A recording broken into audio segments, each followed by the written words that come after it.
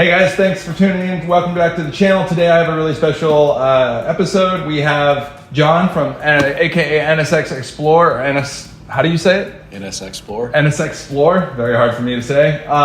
He has done an incredible journey, and he made a point to stop by here because we've been friends for quite some time now. 7-8 years. Yeah, it's almost a decade. Yep. And he was nice enough to stop by and offer to do his interview. And I wanted him to tell his story and talk about it. So let's go ahead and get started. Tell us a little bit about yourself, John. Cool. My name's John Lang. I live in Asheville, North Carolina. I just turned 40 in June, and very passionate NSX owner. I really love the car. I really love the community. And so I just love to go out and adventure with it.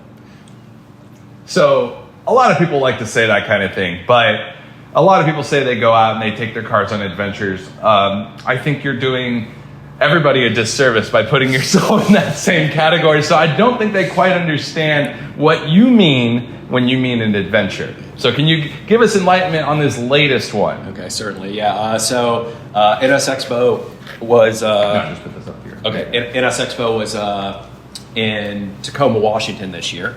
And I just decided, obviously I'm going, and then I decided to kind of just scope creep my trip and to Canada, and then to Alaska, and then to the Arctic Circle of Alaska. And then inversely of that, I decided, well, I should probably drive to the Atlantic Ocean to start my trip. But then I started thinking a little bit more. If I was really going to do it, I need to drive to Key West. So I left Asheville and I drove to Key West, and I drove from Key West all the way to the Arctic Circle, and then out back here in Southern California. And you did all of this in your 93. In my 93. And that is incredible to me. Now, a lot of people are going to be like, you're crazy. I know that. Mm-hmm. I mean, people tell me I'm crazy all the time for just tracking my car, but this is a whole nother level, and I love it. Yeah. Why the NSX? Probably a lot of reasons, but just personally, for one, is like, it's my favorite car, and my favorite thing to do is just adventure. So naturally, combining those two things. But the special part about the NSX is just what it means to everyone else, and the opportunity to share that with everybody else along my journey.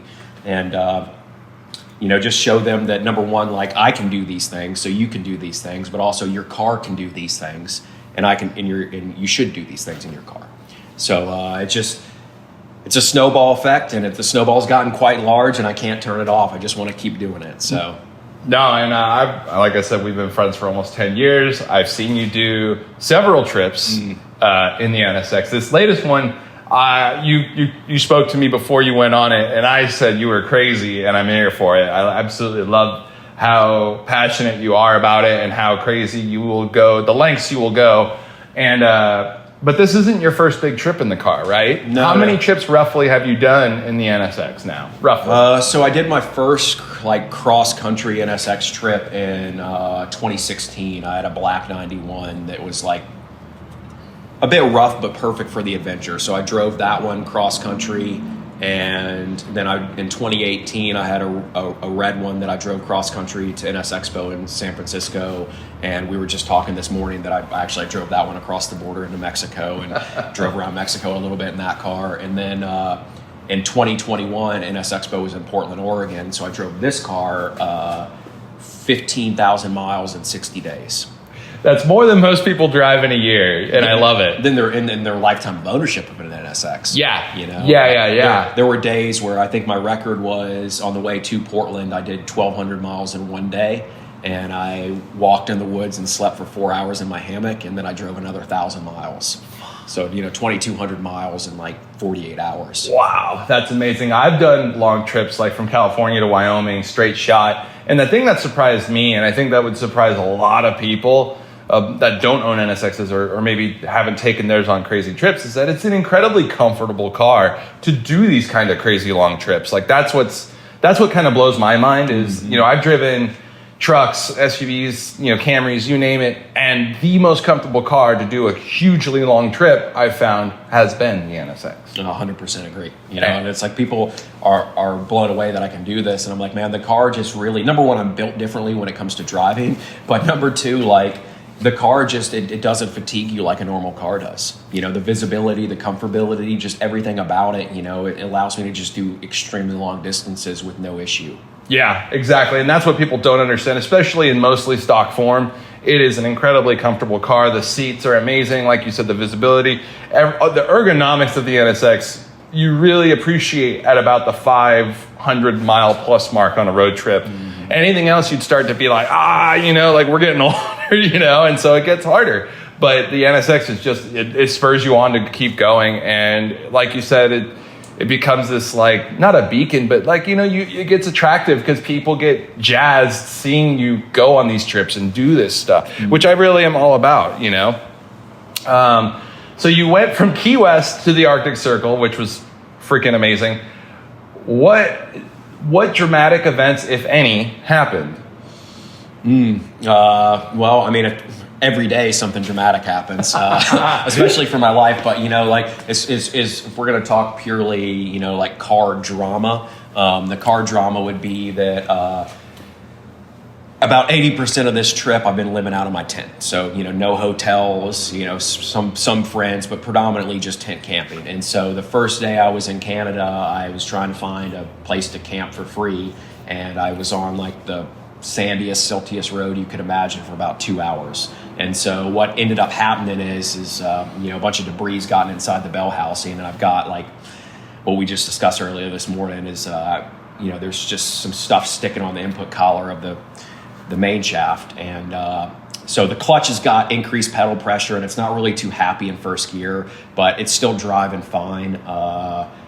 Front sway bar end links went out, and I did that.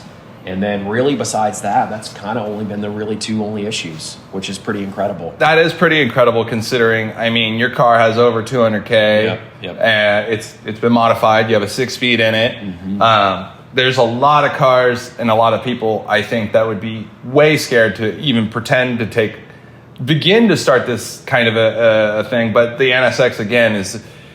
you know, we both know the NSX is super special and unique in the fact that, mileage really doesn't matter. You maintain your car yourself just like I do, and we're both very anal, but realistically, there's not a lot that's going to break. And I mean, you went pretty much off-roading in an NSX and did everything, and still really, as far as things are concerned, nothing broke or left you on the side of the road. Yeah. Now, how did you keep in contact with the outside world when you're out in the middle of nowhere, Canada? Oh, that was an issue. I was trying to understand what you know, the move is on that, and what I came to find is, so I mounted a Starlink Mini Roam in the rear glass and just had that connected the whole time. So on the Alaska-Canada highway, connectivity the entire time. The Dalton Highway in Alaska, connectivity the entire time. And that was really like a key piece of emergency equipment for me, because some of these places I was at, like, it may be 5 to 8 hours before you see a car. Oh my God. You know, so just knowing that, like, if I'm stuck with no cell signal and I don't see a car, and there's even no telling that car is going to stop for me, you know. So with the Starlink, I'm able to send some message off for help if needed. And also stream Spotify and hang out with my group chats like you and all my family. So. Yeah, so a lot of guys, while he was up in Canada and Alaska, I was lucky enough to be getting pictures and some video and just chatting with you during the trip while I was in Japan. And that really made me feel like I was part of it and made it really, really special for me. So thank you for that. I thought that was really fun. So I'm not going to say your trip's over. No. Basically halfway. Knowing what you know now, would you do it again? Yeah, good question. You know, like, I would definitely do it again in another vehicle. You know, like, I'd consider it again in the NSX, probably not to the Arctic Circle. I know it could and it would be fine, but just the, you know, I guess equation on if something goes wrong up there, it's extremely difficult to remedy and extremely expensive. So you know, like I said earlier, the safety net up there is pretty much non-existent. And I feel like I was blessed with safe travels to and from. And so ultimately, I'm not saying no, but I probably prefer to do it in a different car. Okay. You know, but this is proof positive to me that, you know, I can do it for one, and also this 30-year-old, you know, Japanese car could do it as well. Right. Japanese supercar. Japanese supercar. In my opinion, everyone has an argument about is the NSX a supercar. I think the argument is non-argument, in my opinion. I think it is. But, okay, so you would do it in a different car, which I totally understand. I'm trying to think what else. What is one of the most interesting or special places that you visited on this journey, or that sticks out in your mind that you were like, bang, I'm glad I did it here with this car and the whole thing? Okay, so obviously lots of places. Almost every single day something really cool happens. But for me, once again, I'm big into nature and backcountry. So Banff, Canada was a real highlight to me because everybody has just spoken so highly about the place. And so I spent about 5 days backpacking around Canada and in Banff specifically, and did about 10, 15 miles in the backcountry. And that was a real highlight for me. If I'm going to pick like the place, it would be Banff. That's cool. But like lots of Alaska, Denali, Alaska was incredible. Parts of BC were incredible as well. But I also really enjoy the Pacific Northwest of the United States because it's really pretty up there as well. And I feel like when you go to these kinds of places, like, because again, I drove my car, I mean, nothing like what you did, but I drove it out to Wyoming and through Utah and all these other places. When you drive a car like the NSX in these like hugely nature places, the contrast I find between the advance and like space age and really like technological advance that is the car against the background of Mother Nature, I really feel like it's really cool. Like it adds something to it, you know what I mean? Versus like just cityscape, the whole thing. Like I think the car blends in really well as much as it sticks out. Oh, certainly. And, I also get a lot of spaceship vibes out in the backcountry because it really feels like it's a spaceship in an environment, that I'm exploring another planet to a degree. And I'm sure the locals there are like, what the hell is this thing doing here? Pretty much every single campground I pull in, it's like people are like, basically, what are you doing here? Oh my God, that's gotta be fun. Oh, it's tremendously fun. I was in near Oregon outside of Portland camping, and I pull in dark in a campground, and some guy said, I love your car. Why are you driving it here? And I said, why not? And he said, good answer. And so I picked a campsite in the dark, and I went to go pay for my campsite at the registration booth. And I was walking back to my campsite, and I'm probably, 100 feet away from my car in the dark, and I just see headlamps around my car. And so I'm like, they want to talk about my car. So I walk Which up. also could be very scary, let's be honest. To a degree, but this is like more of a family campground. Okay, It's like less pure backcountry. But all right. I walk up there, and they were camping with the guy who initially had seen me, and they said that they didn't believe that an NSX was here. They had to go see it with their own eyes. And so they came over and wanted to talk to me about 15 minutes about what I've been doing and where I've been at and et cetera, et cetera. But yeah, overall, it blows people away seeing this car in nature. Yeah, it just because it feels like it doesn't belong. Yeah, but it totally is at home. Just in my opinion, just as home in the backcountries as it is anywhere. Yeah, and the other thing too is I'll just look at Google Maps and just stare and look for roads. So it's like a lot of that puts me out in the backcountry because I like nature, but I also like trying to figure out what's the coolest roads for me to drive and explore on, Yeah, a lot of us did that here in California. There was a group of us who would do that, basically just wander through Google Earth, Google Maps, and then we'd find a cool road and arrange group drives and stuff. Obviously, you're doing it solo, which is a whole nother level of awesome. Mm-hmm. Excuse me. Whew. Excuse me. So... Again, you said you would do this in a different car, but you're glad you did it in the NSX. What is your number one, or one of, I should say, your favorite NSX memory of the trip? Just in general. We'll go with general. Do you have one? Man, that's probably a really tough question for me. Okay, that's fine. So then what is one of the best things about owning an NSX for you? It just checks all the boxes. I can fit my golf clubs and my camping gear in it, and I can still rip at really fun speeds on curvy roads and go camp, and then also pull into a city like LA straight to a car show and get shown a bunch of love there as well. So it checks all the boxes for me. Yeah. If you want a specific kind of coolest, best story of this certain trip would be that I had just gotten off the Dalton Highway in Alaska. and I went to Fairbanks, and because I'm camping, all my stuff is soaking wet. So I go to an REI outdoor store, and I've got basically my life strung apart across the parking lot, drying out because it's all wet. And I'm cooking oatmeal behind my NSX for breakfast, and a guy pulls in the CRV. I knew he wanted to talk. We chat for 15, 20 minutes, and he runs a Facebook group in Alaska for cars. So he asked if he could take some picture of my car. I said, yeah, certainly. And so he does, and we part ways. And I start driving to Denali National Park that evening, and I start getting hit up on Instagram. People are saying, hey, come to the meet in Fairbanks tonight. And so another NSX owner that used to live in Alaska sent me the Facebook group that he had posted about me, so it went live. And that's how everybody was finding me on Instagram and saying, come back, come back.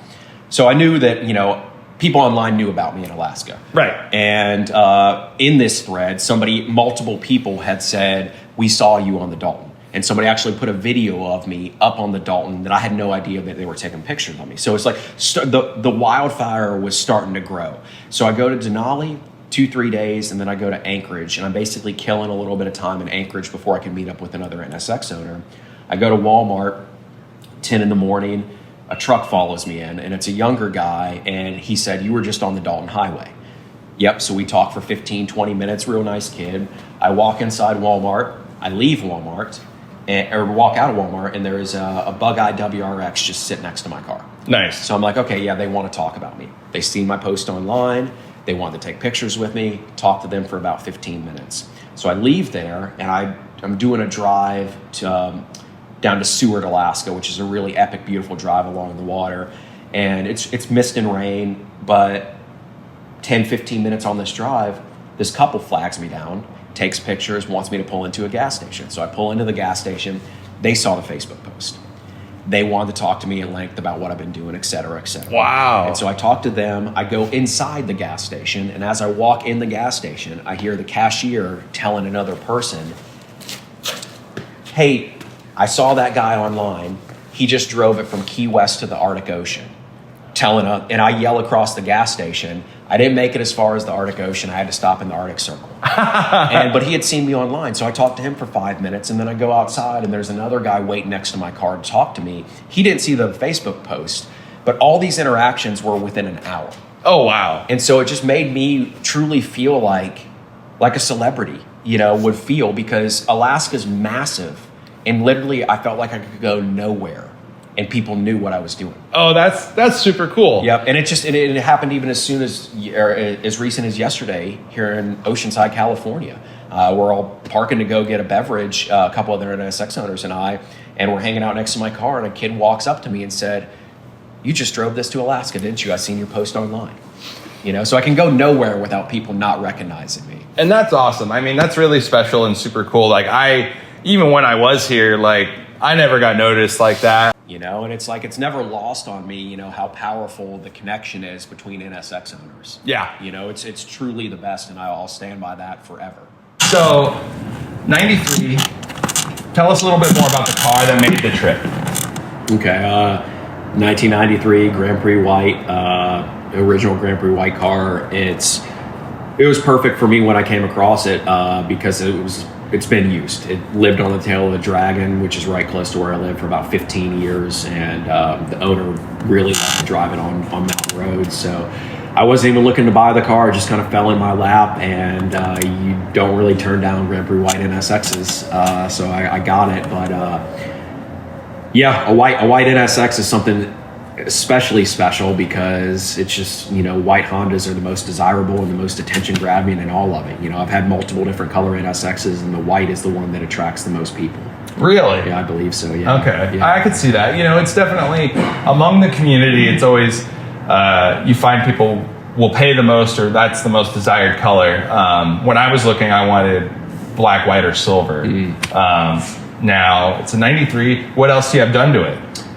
So I swapped, the transmission actually had like a JDM short gear 455 Comptech gear. So it was really not conducive for interstate driving, which is fun in the mountains, but I do a lot of interstate driving. So I swapped a 6-speed Trans Am, and I have KW suspension, which desperately needs a rebuild after this trip.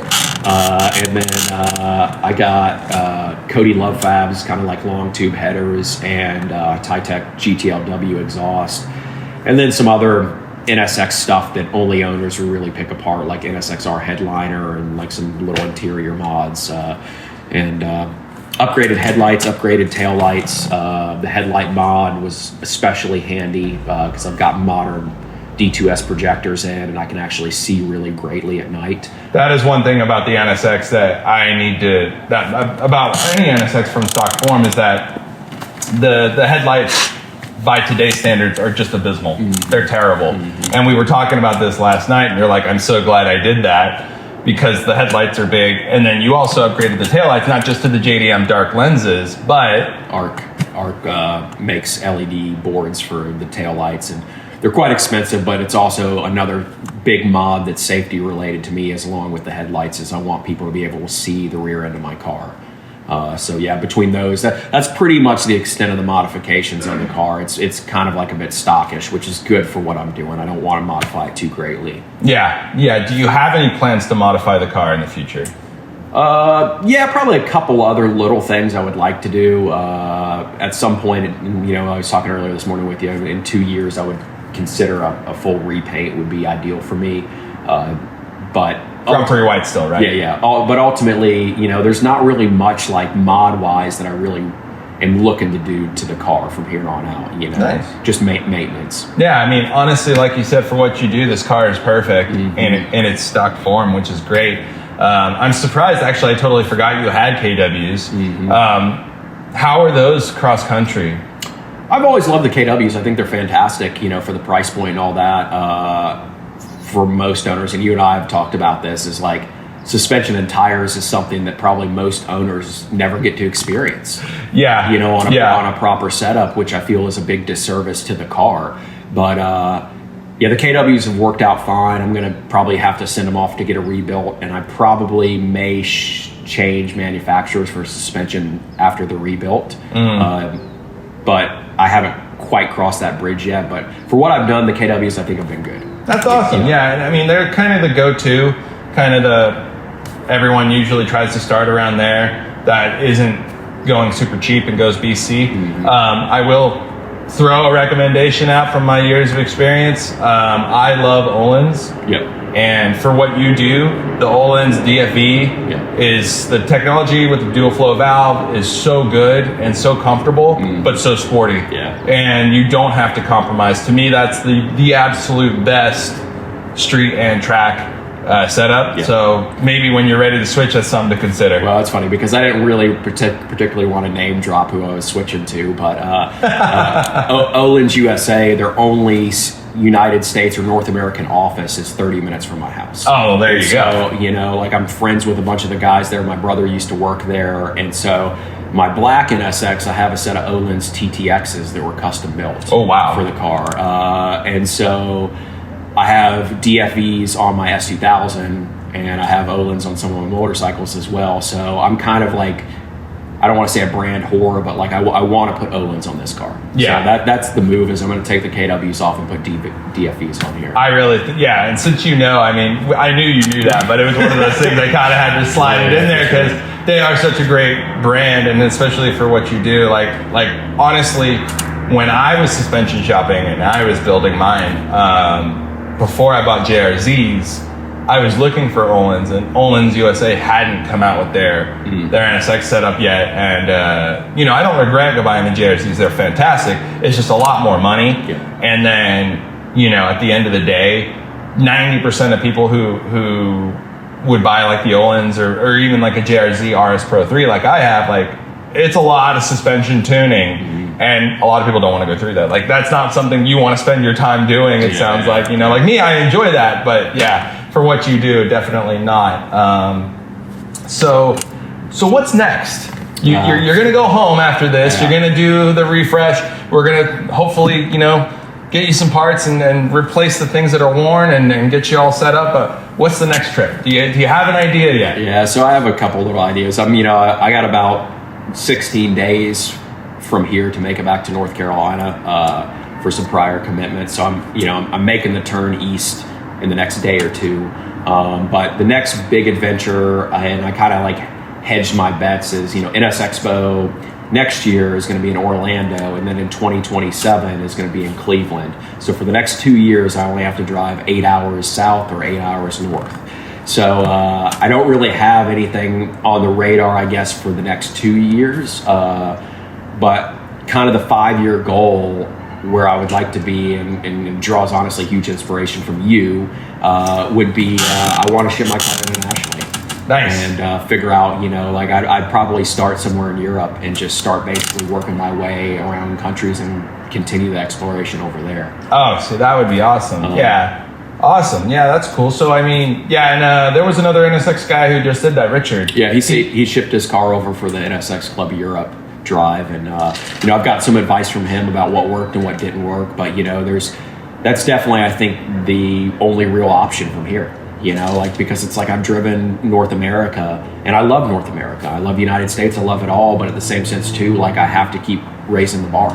Yeah. And that's where the bar has been raised to. So what you're saying is you're willing to make a trip to Japan? Oh, certainly. Yeah. I mean, I already told you that. I'm gonna visit you in Japan, and hopefully with the car. Yeah. I mean, either way, even if you come without the car, we'll drive mine. Yeah. We'll explore Japan. We'll do that, because that is all country back road. I know it doesn't sound like Japan doesn't seem like it would be, but it is all country back roads, and we'll go have some fun. But yeah, if you end up bringing your car, I'm definitely here to help. I know a lot of people to do the thing, but either way, no matter what, you're always welcome. Thanks. And it is such a great experience to have you here and to have you come down. And I feel so privileged to take up your time and have this interview. I do appreciate it. Thanks, man. Yeah, I mean, feeling's mutual, right? Because at the end of the day, you got real shit that you need to be doing. I'm just some dude that's kicking around. So I appreciate you taking the time to hang out with me. You know, because it's like I'm totally flexible and I don't have a schedule. So. You know, yeah, but that's what we're friends. You know, that's what friends do. You know, it's like shit. We just happen to both be in California at the same time. Like, neither one of us is from here. You know, so it worked out really well. So of course I was going to make the time, and we'll get to looking at your car. And part of this video, we're going to show part of your trip. I'm not going to show all the trip. I want you to have a lot of stuff, but we'll have some clips. But I do want to put your car up in the air and take a look at it to see what 15,000 miles? It's over 16. Over 16,000 miles of some of the most crazy coast to coast harsh driving you could imagine does to an NSX, and we'll dissect it and we'll look at it, and I will be shocked, because I'm already believing it's not. I have it in my head it's going to be crazy, but I also know it's probably not. Yeah, because I made it here. Right? Like, if it was super serious, I wouldn't have made it as far as California. But, you know, like there's some little issues probably here and there, but overall nothing to stop me from keep moving. And that makes it so exciting. And again, I feel like that's a huge inspiration, not just to NSX owners, but supercar owners. You know what? Get out and drive. Yeah. You know what I mean? You don't have to go to the racetrack and be crazy like me, put it into a wall. But just these kinds of trips, I think, are priceless in the experience of ownership and everything else. So thank you again so much. You've been an inspiration to me and a good friend. I hope this video inspires more. Yep, same. Yep, because I can say that about you, dude. Thank you so much. Thank you so much. And I look forward to doing this video again in Japan. Yeah, well, me too. Me too. All right, bud. Well, thank you guys, everyone, for watching. Really appreciate your time. And check out his page, NSXplore. On Instagram. You don't have a YouTube, do you? No, but okay, so I'm sure there's going to be enough footage from here and everywhere else that you're going to find. You can Google, I'm sure, NSX Alaska, and he'll be on the internet. I'll put the links that I have in the description below. Definitely, if you're on Instagram, shoot him a follow, NSXplore. He's an awesome guy. John's super cool. Must just be a John thing. And definitely hope to get you back on the channel in Japan. Yep. Awesome. Looking forward to it. All right, man. Yep. Thank you, guys. Yep.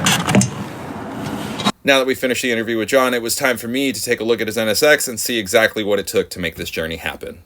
I mean, you can fit a credit card in here. Alaska gravel. Yep, he's got some Alaska gravel. That'll be with me for years. I'm really excited to see I mean, I usually love seeing up a girl's skirt, but this one is going to be especially good because it's just going to have dirt and grime and, you know, debris and litter from every corner of America.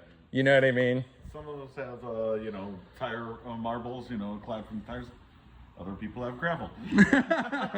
And you know what's funny is like that gravel, it's not like you spun out or something. Very hard to get rid of. Yes. It's not like you spun out. This was just normal road debris that happened while driving, you know, and that's what cracks me up about it. Yeah, we don't lift. Not quite correct Japanese, but I love it. And I love seeing, like, this is just how he drove. And I'm into it because, you know, this is what would happen. Sweet stickers. But yeah, I'm going to check it out. Yeah, we're going to have to put him on a lift. I just want to see it underneath.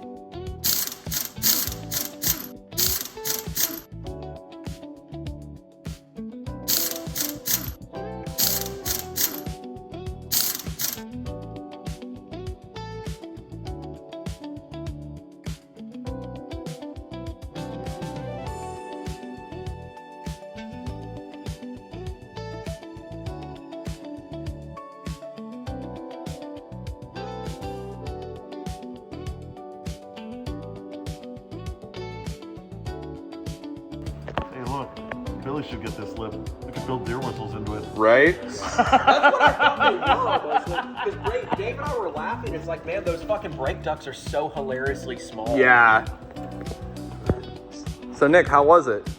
You just went underneath it, It doesn't look much different than my old yellow car. which did not go 16,000 miles across the country and silk roads and gravel. No, and it only had 137 on it, I think, when I got rid of it. It was finally my time to get under the car, and as I was creeping along underneath, looking around, to be honest, other than being a little bit dusty and having some gravel in different places here and there, it didn't look much different than any NSX I would normally see.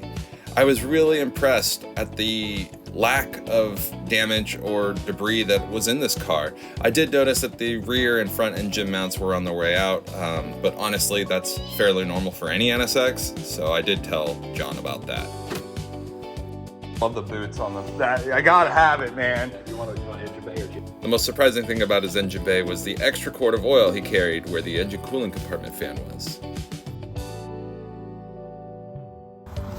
the jack stand? I think that's a little different than the OE factory toolkit. But at least you're prepared. Look at all that. Hey. Oh, I got PK8s. Oh, there we go. And you got two extras. What What is that? Is that a jack?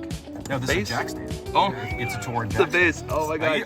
I won't get underneath the car without one. No, you shouldn't. Yep. No. Yeah, so I have that with me just in case. Oh, that's amazing. Voltmeter. God, I love it. Spare ballast, that thing.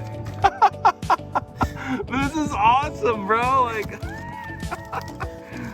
you know, it's smart though. It's good. Well, Fucking tire slime. I remember you telling me you were bringing a bunch of that. Igniter. These are all essential. And then we have an air pump. Let's see.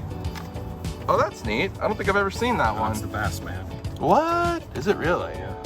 You just Oh, that's cool. And you screw it in the top there, and does it do a good job? Oh, certainly, yeah. I mean, Oh, nice. It'll do. With the interview over, the inspection has been completed. John had taken some time to rearrange his trunk and clean out his car. It was time for him to get on to his next leg of his journey. We really want to thank John, NSXplore, for stopping by again, and thank you all for watching. This has been a really fun episode, and I wanted to remind everybody to get out and drive your cars and enjoy them. Be like John, and I will see you next time. Thanks.